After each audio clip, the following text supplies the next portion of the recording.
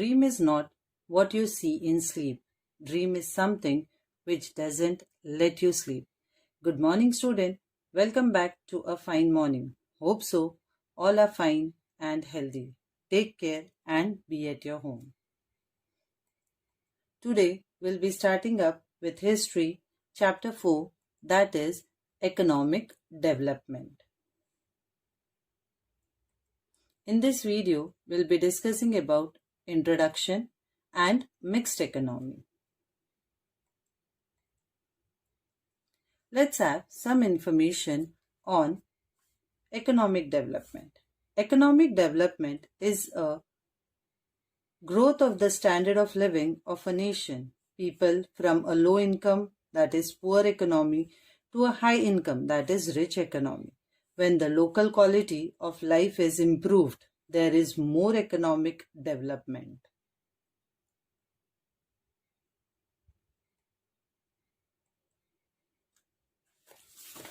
We are going to study India's economic policy in this chapter.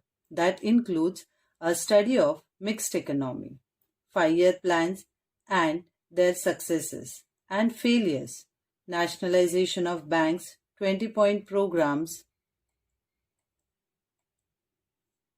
mill workers' strike, and especially the new economic policy of 1991.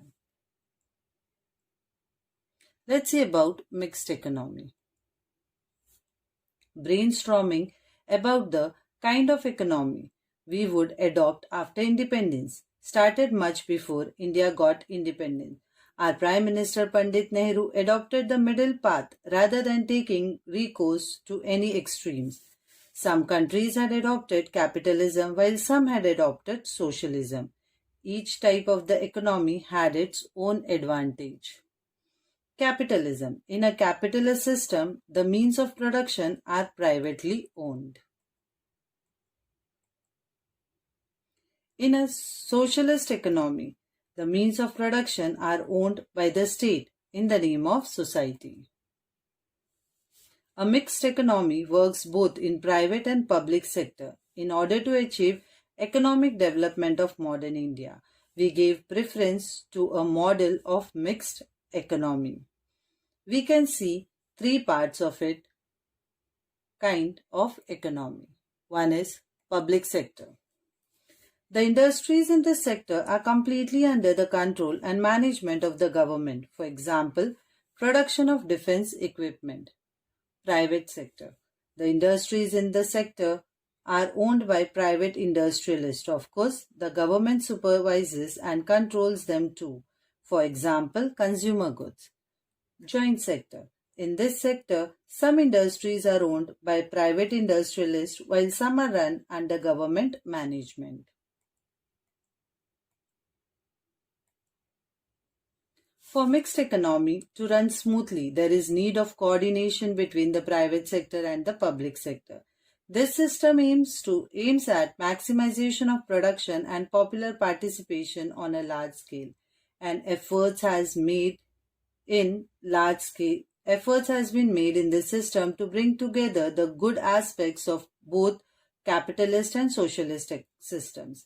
A mixed economy cannot ignore the profit motive, entrepreneurship, discipline, time-bound planning, etc. A mixed economy also naturally tends to give priority to national interest. Long-term development is stressed upon with priority. The industries like defense, scientific research, education, roads, railways, waterways, seaport, and airport development require huge capital investment, but the returns in these areas are delayed. Not many privatization are keen to invest in these areas. In such a situation, the government has to take an initiative. Thus, India adopted the mixed economy model and 5-year plan and started off on its path of development. The industrial policy of 1973 increased the speed of development. Priority was given in this policy to control the influence of heavy industries, industrial families and foreign industries, and remove the imbalance of regional development. The government focused on the development of small-scale industries and cottage industries. Government also started paying more attention to the cooperative sectors. So in this video, we have discussed about introduction, mixed economy. In the next video, children will be dealing with 5-year plans and goals of plans. Continue with your eye exercise.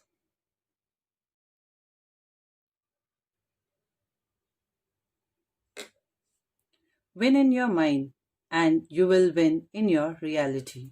Good morning, student. Welcome back to today's next video. In the last video, we have already discussed about introduction, mixed economy. So in this video, children will be dealing with 5-year plans and goals of plans.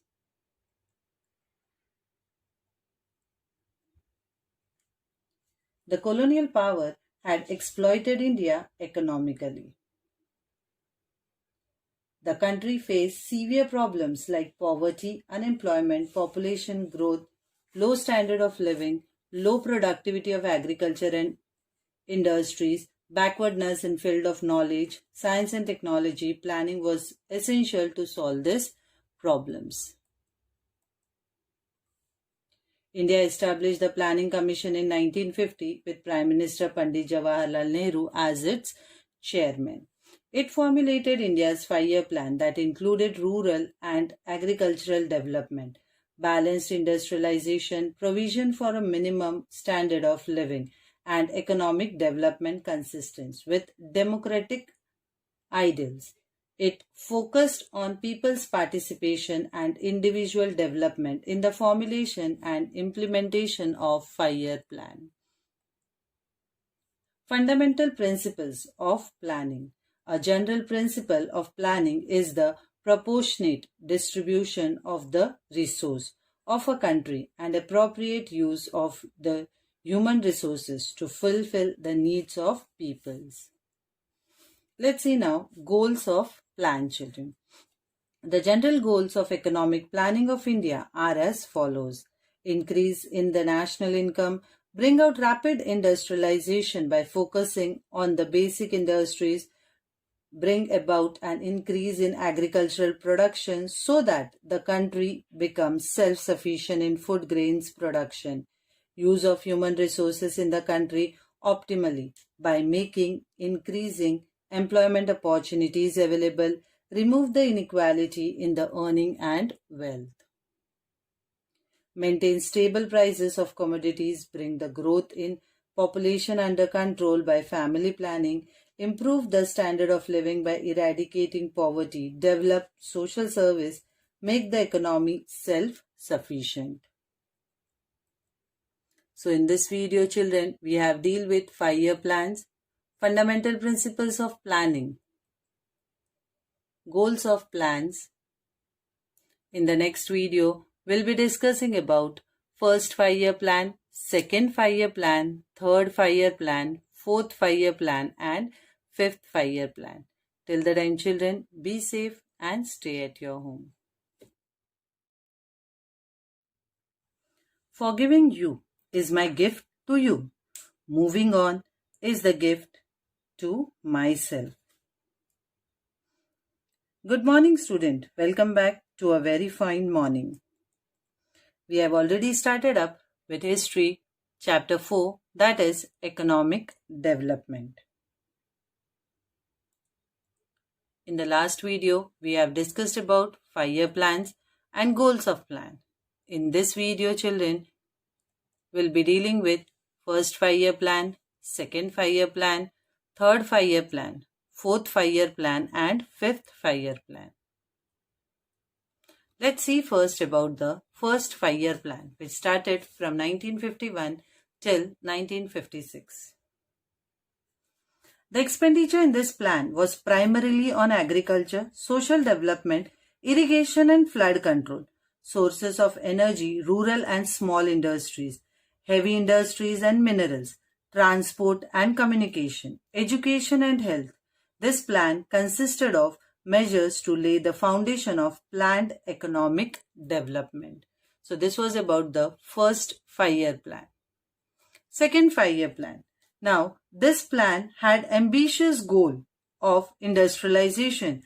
iron and steel industries at Durgapur, Bhilai and Rourkela, chemical fertilizers plant at Sindri, rail engine factory at Chitranjan Das, factory of railway bogies at Perambar, shipbuilding factory at Vishakhapatnam and other heavy industries were set up in the public sector. Huge dams like Bhakranangal, Damodar, etc. were built to make water available for agriculture. It led to increase in the national income. So this was about the second 5-year plan, which started from 1956 and ended at 1961. It has increased our national income by 25%. Let's see about now third 5-year plan, which started in 1961 and ended in 1966. This plan was aimed at bringing about a balance in industries and agriculture. The other goals of the plan included increase in national income, heavy industries, development in transport and mineral industries, elevation of poverty, and to expand the opportunity for employment. After the third 5-year plan, 3 one-year plan were implemented 1966 to 1969. This was a period of intense famine due to the invasion by China and war with Pakistan. The government had to focus on defense rather than development related tasks. Also, the famine required the government to undertake measures to tackle the effects of famine. All these issues stressed the Indian economy greatly. So, this was about the third 5-year plan, children. Let's see now about the fourth 5-year plan, which started in 1969 and ended in 1974. The intention behind setting the goals of this plan were that India should become self-reliant, government should develop the basic industries, increase the speed of economic development, and pay attention to establishing a socialist pattern of society. 14 major banks in the country were nationalized. This plan did not succeed as expected. The economy had to bear the burden of Bangladesh war. The expenditure over the refugees had to be borne as well. The Indian economy suffered due to pay raise of governments and railway servants and rise in the prices of petrol in the international markets. So this was about the fourth 5-year plan. Now let's see about the fifth 5-year plan.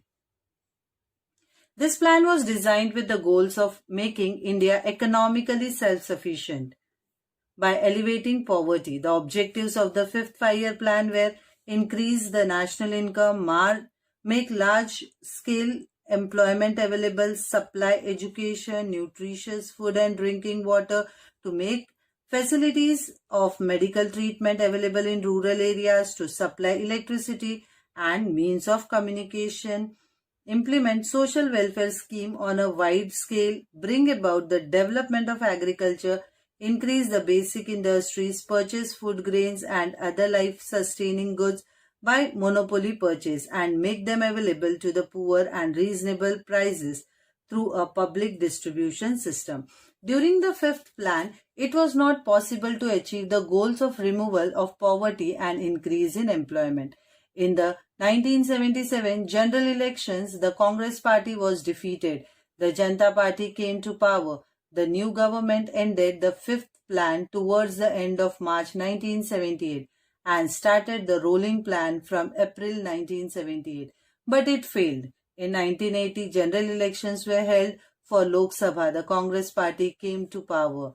The Congress government closed the system of rolling plan and again started plan like before. So children, in this video, we have discussed about the first 5-year plan to fifth 5-year plan. In the next video, we'll be discussing about sixth 5-year plan to ninth 5-year plan. Take care, children. There is no greater wealth in the world than peace of mind. Good morning, student. Welcome to today's next video. In the last video, children, we have discussed from first 5-year plan to fifth 5-year plan. In this video, we'll be discussing about 6th 5-year plan, 7th 5-year plan, 8th 5-year plan and 9th 5-year plan.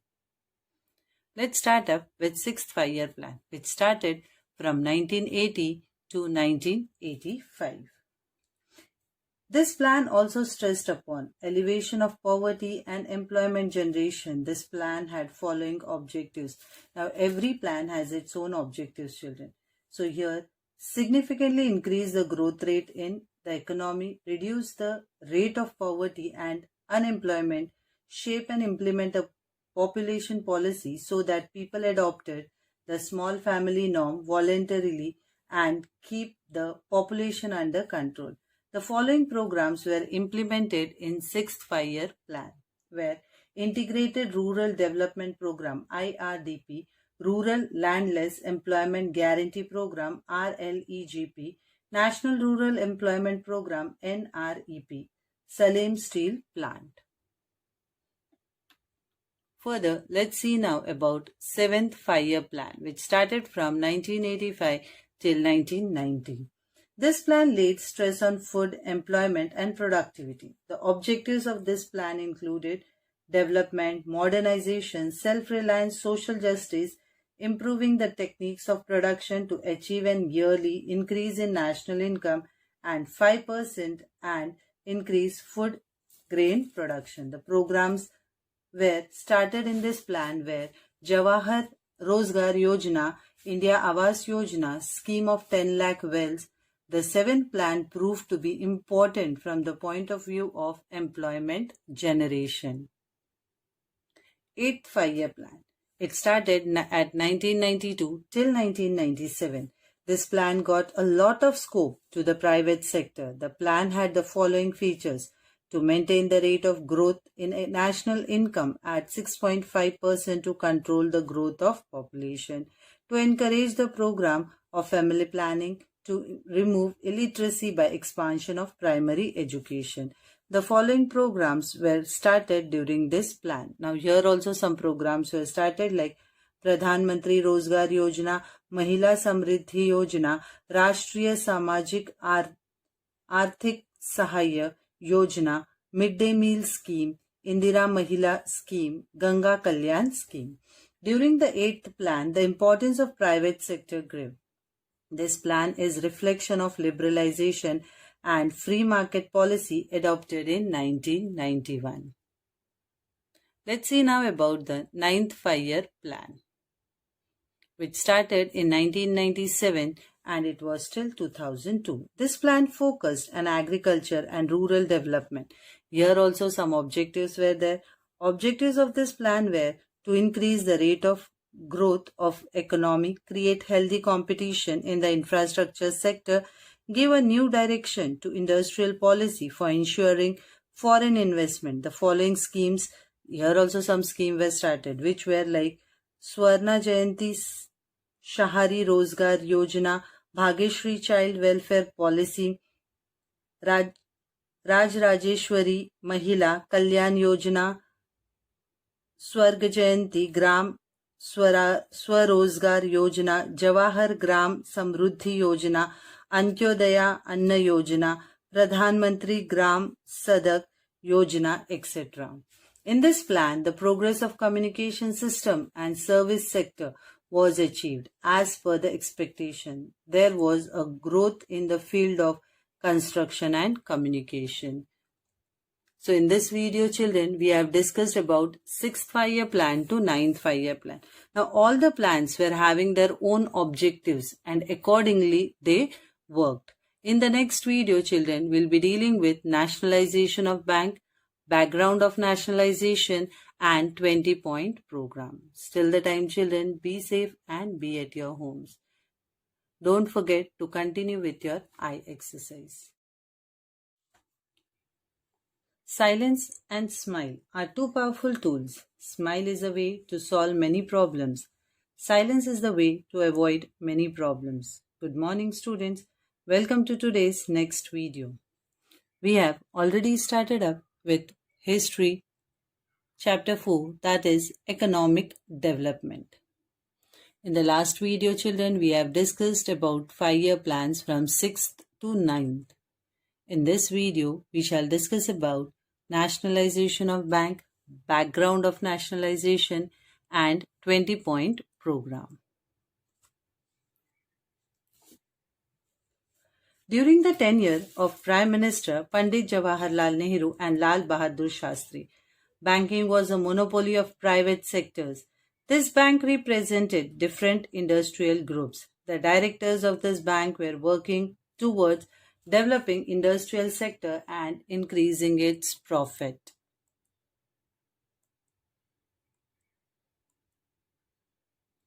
In order to stop this, the government nationalized the Imperial Bank in 1955 and got it converted into State Bank of India.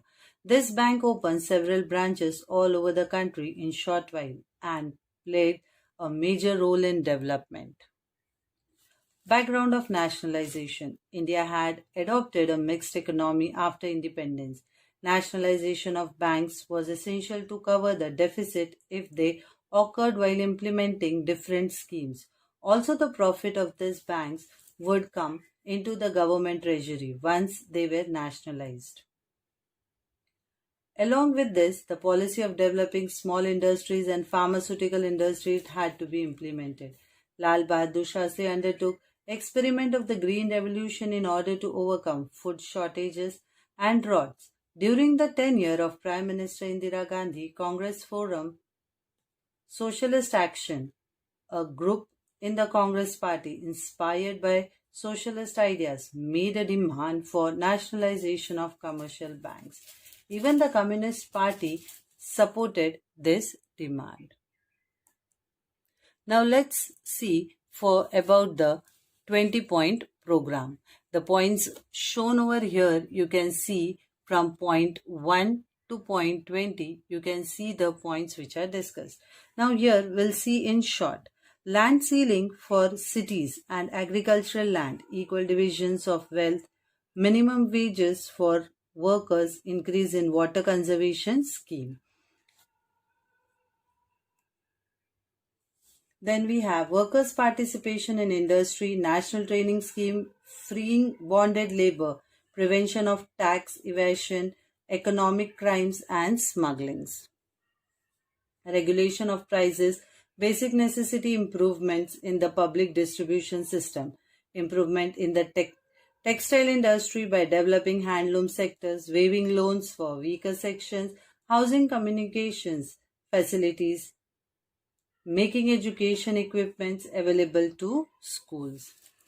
Except this, children, we also have seen like Prime Minister Indira Gandhi announced the 20-point program, which was announced on 1st July 1975. And just now we have seen the provision which were there in the 20-point program. So in this video, we have discussed about nationalization of bank, background of nationalization and 20-point program. In the next video, we'll be discussing about issues of workers. So children, before continuing with your next video, continue with your eye exercise first. Have a good day.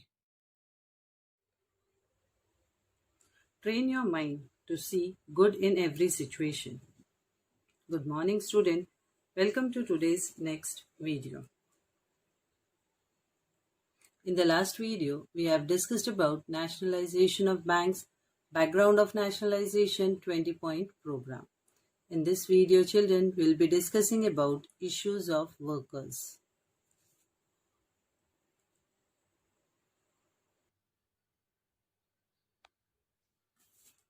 The first textile mill was started in Mumbai on 11th July 1851 by Kawasji Dawar. Eventually, mills started in Dadar, Parar, Baikhara, Shivdi, Prabhadevi and Worli. This part came to be known as Girangaon or towns of mills. In the 1980s, the increasing unrest among workers was due to the economic conditions in other sectors. In some industries, the wages of the workers were increasing. They were also getting more amount of bonus. They were getting more facilities than the textile mill workers.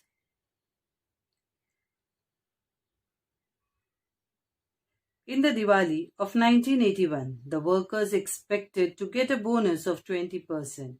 The Rashtriya Mil Mazdoor Sangh, which was negotiating with the employers, agreed upon 8 to 17% bonus without taking workers into confidence. The cut in the bonus proved to be the cause of unrest. Some workers went to Dr. Datta Samant. They asked him to accept the leadership. Workers of 65 mills came together and Dr. Datta Samant led the strike.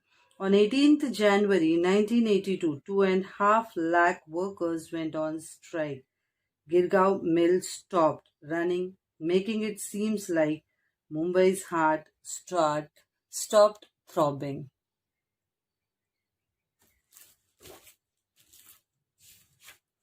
Further we see, children, the Chief Minister of Maharashtra, Barrister A.R. Antule, set up a committee to solve this issue. Later, Babasaheb Bhosle became the Chief Minister of Maharashtra state. He insisted that, as per law, he would talk only with the Rashtriya Mil Mazdoor Sangh. Dr. Datta Samant demanded that the law be revoked. In the beginning, the strike workers received help from their native places. It was also not very difficult for them to help each other. They set up departmental committees and distributed food grains, assistance in the form of funds, etc. The left parties had supported the strike. As the strike dragged on, efforts were made to split the striking workers' ranks. Even on the strike completed 6 months, the central government completely ignored it. The workers started a jail bharo agitation. In September 1982, 1.5 lakh workers took a march on the Legislative Assembly of Maharashtra state. It didn't help at all. The strike completed a year. This was first strike to have gone for a year. In the period, about 1.5 lakh workers became unemployed. As polyester had come into greater demand than cotton cloth, the sale of mill cloth had already got affected. The mills moved from Mumbai to Surat in Gujarat. The central government nationalized 13 textile mills. Appointment of arbitrators did not help to resolve the issue.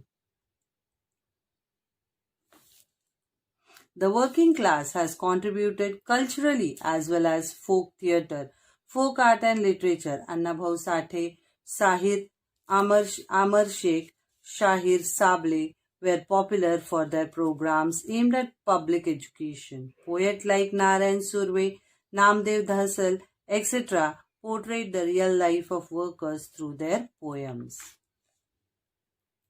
Mahatma Jyotirao Phule associated Narayan Meghaji Lokhande's effort resulted in weekly Sunday holiday for mill workers from 1st January 1882.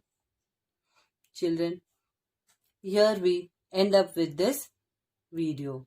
In this video, we have discussed about issues of workers, and in the coming video, we'll be discussing about new economic policies. Children, continue with your eye exercise before starting up with the new video. Nothing is permanent. Don't stress yourself too much, because no matter how the bad situation is, it will definitely change. Good morning, student. Welcome to today's fine morning. We have already started up with History Chapter 4, that is Economic Development. In the last video, we have discussed about issues of workers, and in this video, we'll be dealing with new economic policy. Let's have some information on new economic policy. New economic policy and economic policy were introduced by Lenin after the failed method of war communalism. New economic policy meant that Russia returned to a partly capitalist society. This sorted out the problems of mass starvations and famine, which war communism had caused. Major components or elements of new economic policies were liberalization, privatization, and globalization. The year 1991 is very important in the history of modern India. After the 10th general election, P.V. Narasimha Rao became the Prime Minister of India with Dr. Manmohan Singh as Finance Minister. He adopted the new economic policy of linking India's economy with global economy. For this, fundamental changes were brought about in Indian economy. Indian economy was brought in tune with the global mainstream. During this period, Indian economy was in the crisis situation. Before the P.V. Narasimha Rao government took charge, Chandrasekhar was the Prime Minister. During his tenure, the rate of inflation was 17%. Economic growth rate had gone down by 1.1%. India had foreign exchange reserves only enough to last for imports for a week. It had become difficult to pay back its loan and even gave the interest on it. In May 1991, the government had tried to control the situation by selling some of the gold reserves and by mortgaging some.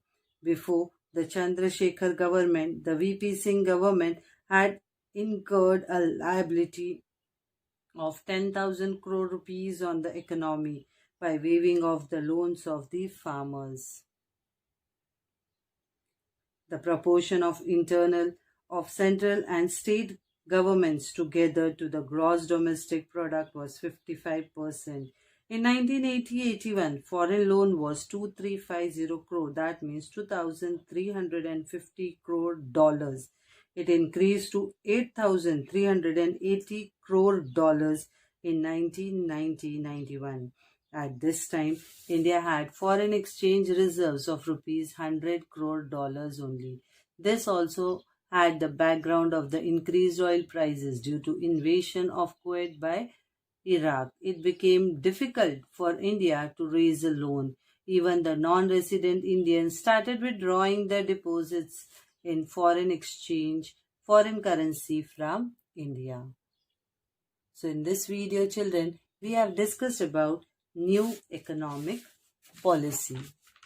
The new economic policy reintroduced a measure of stability to the economy and allowed the Soviet people to recover from years of war, civil war, and governmental mismanagement. The small businessmen and managers who flourished in this period became known as NEP men, that is New Economic Policy men. So, in the next video, children, will be dealing with the remedies of this new economic policy. Till the time, be safe, stay safe, and be at your homes only. Have a good day, children. The art of being happy is to be satisfied with what you have. Good morning, student. Welcome to today's next video. In the last video, we have discussed about new economic policy. In this video, children, will be dealing with the remedies. In 1991, Manmohan Singh as Finance Minister freed India from license trust, source of some economic growth and corruption in the Indian economy for decades. He liberalized the Indian economy, allowing it to speed up development dramatically.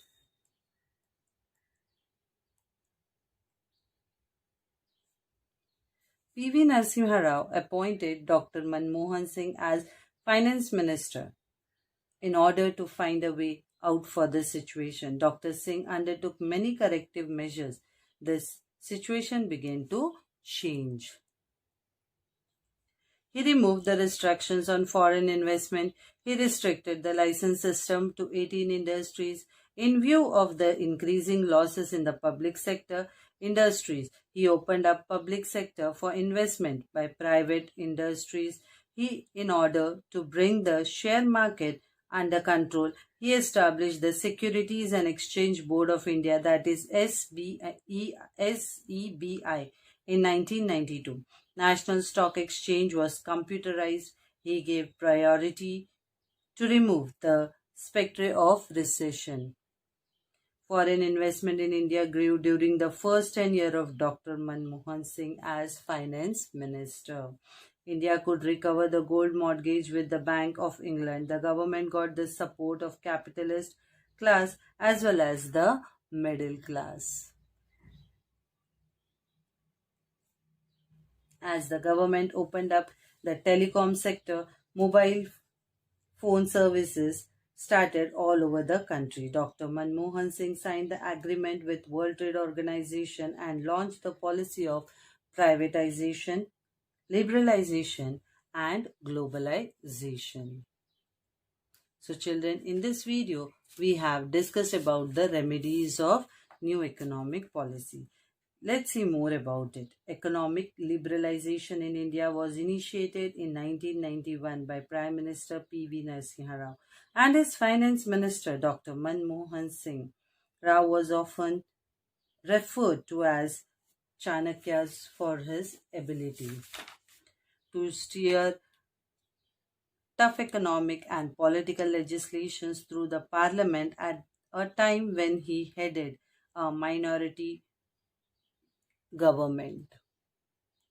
In the next video, children will be dealing with World Trade Organization, that is WTO.